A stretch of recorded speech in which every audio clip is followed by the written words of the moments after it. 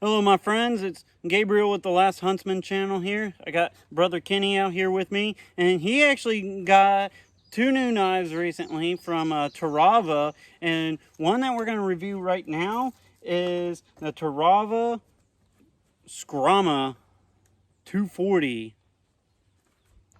Alright, so here is the Terava Skrama 240. It's made in Finland.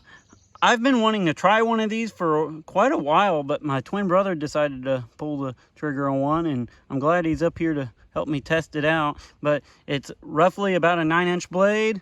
It's 5/32 thick, which is kind of a thinner stock, but I actually think it's gonna prove to work pretty well, and it has a rubber over-molded handle, which actually feels pretty good. But let's try this knife out. Alright, so here we have the Terava Skrama 240. Let's do some batoning with it.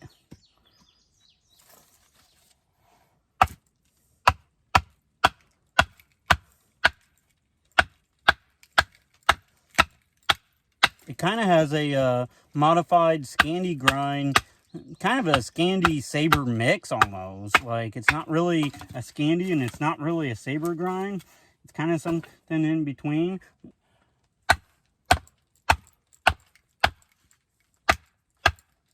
And this is a hardwood that we're batoning through.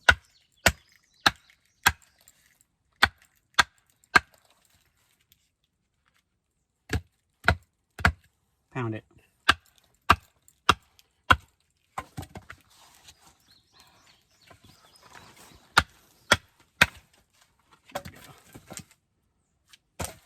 All right, I got brother Kenny here. He's going to use the Skrama knife to down this small tree.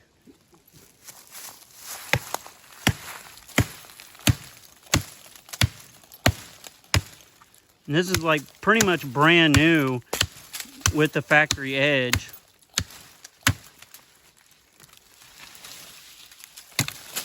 Oh, wow. You gotta stick it in there. There you go. All right, so brother Kenny here, he's gonna do some delimbing with his Terava Skrama 240.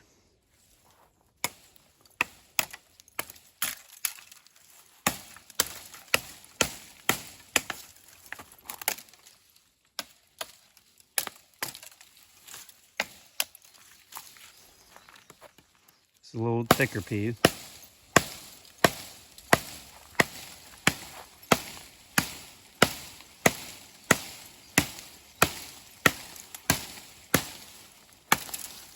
And of course, that's going to be kind of awkward to chop through when you're bouncing it. I actually cut pretty. Yeah, I mean, it does make some clean cuts. All right, so another task I'm going to try with the Terava Skrama 240 here is I'm going to do my making a steak out of it here. With that long handle on there, I honestly feel like I can do some axe-like task with this thing. It's a pretty versatile tool, to be honest. Yeah, I mean, it feels like something in between like a large knife and a machete almost in some ways. It does have a lot of bite to it. Yeah, even for the more thicker edge portion of there. It wants to bite into my stump a lot. It's just too good, I guess. Here, I'll just even choke up on it and do a little bit more finer slicing here.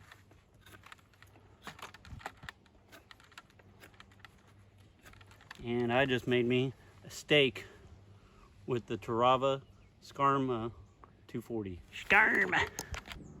All right, so another test I'm gonna do with the Terava Skrama 240. So I'm just gonna chop into the stump here and just kind of see what kind of, well, it wants to sink almost all the way into there.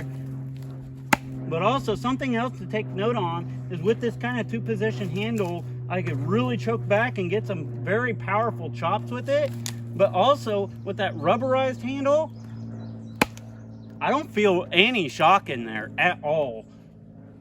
And I'm hitting this really seasoned, just old stump.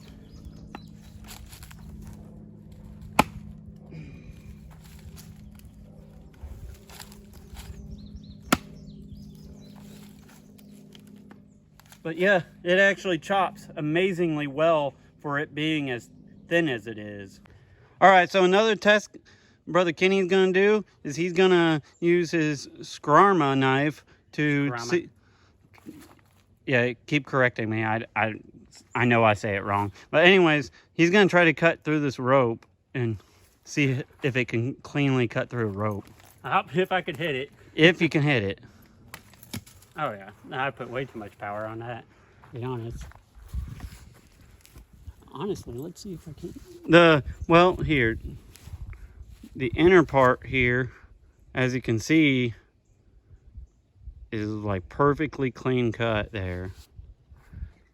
All right, so we're gonna see how well the Terava Skrama 240 does some more rope cutting here.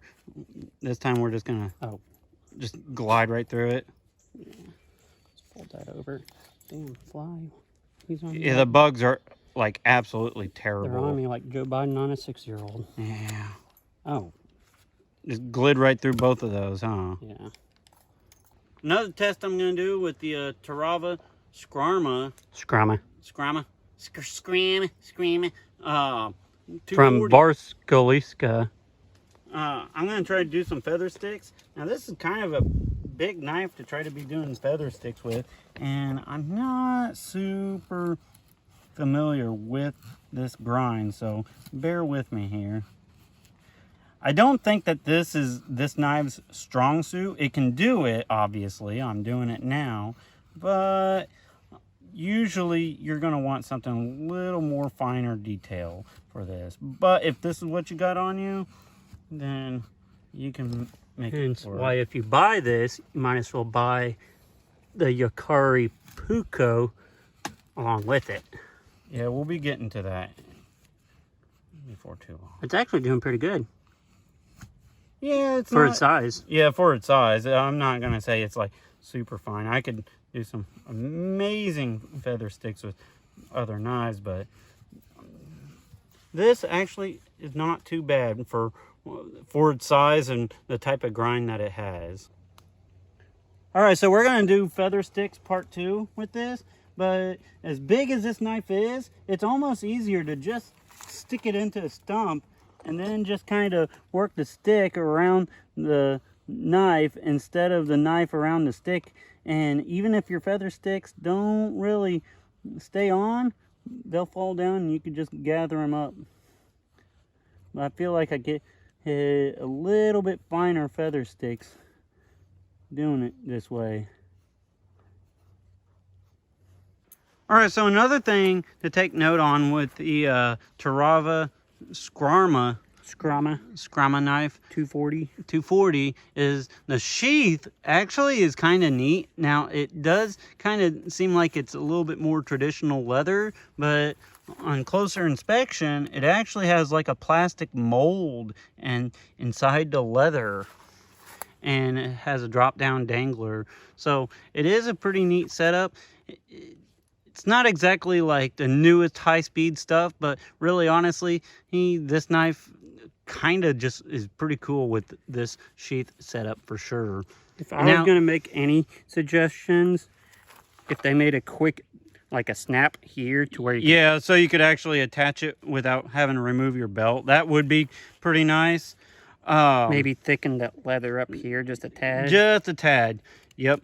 But all right, so something else to kind of think about with the Skrama 240 here is you're getting a 9-inch, roughly big, large survival knife chopper that actually performs pretty well with a decent sheath and ADCRV2 steel. And most American knives that's made out of ADCRV2 steel, for whatever reason, they charge just a crap ton of money for it. However, this is like right at $100, like a little more than $100 if I recall right. Yeah. For this knife with this sheath, and I think you could even get it without the sheath for even less. So, you know, this is a very, very high value knife, and if you're just getting started into bushcraft or survival stuff, or you just want like a spare good backup survival big knife, I definitely would highly look into this. All right, so another test we're going to do with the Skrama 240 here is I'm going to try to use the 90-degree spine and get a little fire going. I'm not going to maintain this fire just because it's like 95 degrees out and it's hot SOB.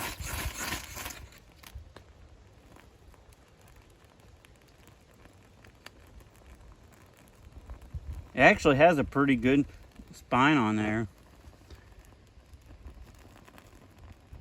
All right, so another test that we're going to try with the Skrama 240 here is, could this make like a decent combat knife? And I'm going to say right off the bat, kind of not, because it's going to do damage. It's going to do damage. It's more leaned and geared towards a bush tool for sure. But however, that being said, if there was like our Viking ancestors used Skrama axes to fight with. So. Well, that, and also, I mean, could it be like a zombie survival wall and you're sitting there like this? Could it also be like a zombie, quote unquote zombie, slashing, killing tool? Probably. But let's, I'm going to let Brother Kenny kind of go at this and kind of get his opinion on it.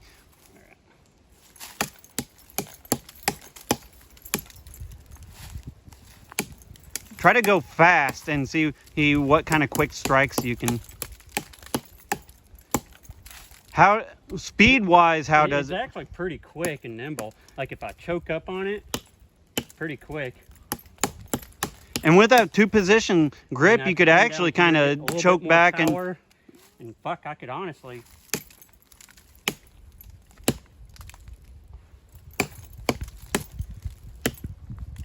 All right, so also something else, the pommel on it has that extended kind of ring on there.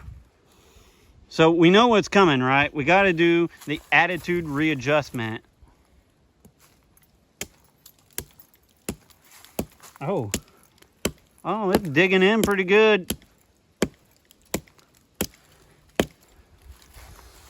So yeah, that would give a communist a good attitude readjustment, because God hates commies. All right, so another test we're going to do is we're going to just do some slicing with the Skrama 240. And something, with that long, kind of fairly straight blade, you could kind of use it both ways as like a normal just knife or even like a draw knife. But Kenny, what do you think of the ergonomics on it? I know it's actually really good, and it's got a good guard. You could get way up here. Which I got long, skinny alien fingers, so I could get 2 fingers right in through here before that secondary guard. But that, someone knew what they were doing when they put that up there, because like your fucking meat right there, you can get way up there, be able to work with the blade. So those Finnish boys, they know what they were doing when they designed this up. And well, I just think of it as like a really, you could even do like a traditional draw knife with it. Yeah, I just think it's an amazing knife for the value, if anything. I mean, it's a slab of 80 CRV2 steel for $100. For right at $100. Yeah. All right, so another test I'm going to try with the 240 here is I'm going to try to do some notching.